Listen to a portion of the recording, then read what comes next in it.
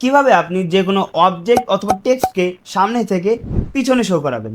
তো চলুন দেখে আসি সম্পূর্ণ মেথড। ভিডিওটি ক্যাপকাটে ওপেন করে কপি করে উপরে পেস্ট করে দুটি লেয়ারে কনভার্ট করে নিব। এবার রিমুভ বিচ দিয়ে ক্লিক করে অটো রিমুভারে ক্লিক করব। কিছুটা সময় নিয়ে আমাদের ব্যাকগ্রাউন্ডটি রিমুভ হয়ে যাবে।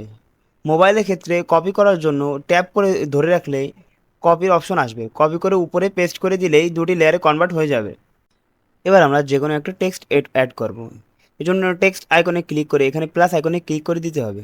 তো এরকম একটা লেয়ার চলে আসবে। তো লেয়ারটি আমরা সম্পূর্ণ জায়গায় অ্যাডজাস্ট করে নিব। এরপর এই পাশে টেক্সট বারে আমরা যে কোনো একটি টেক্সট অ্যাড করে দেব। তো টেক্সট অ্যাড করার পরে আমরা টেক্সটটি সুন্দরভাবে অ্যাডজাস্ট করে নিব।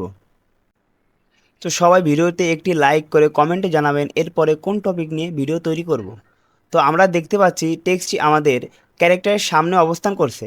তো এটাকে পিছনে আমরা কিভাবে অ্যাডজাস্ট করব। পিছনে অ্যাডজাস্ট করার জন্য টেক্সটের যে লেয়ারটি আছে এই লেয়ারটিকে আমরা দুটি লেয়ারের মাঝখানে সেট করে দিলেই টেক্সটটি পিছনে চলে যাবে। এছাড়া viral template, 3D animation, text এইসব দেখানোর জন্য ছোট্ট এই শর্ট ভিডিওটি যথেষ্ট না। তো আপনি ইউটিউব ওপেন করে এইচবি কিং XYZ লিখে সার্চ করে সম্পূর্ণ ডিটেলসের ভিডিওটি দেখে আসতে পারেন।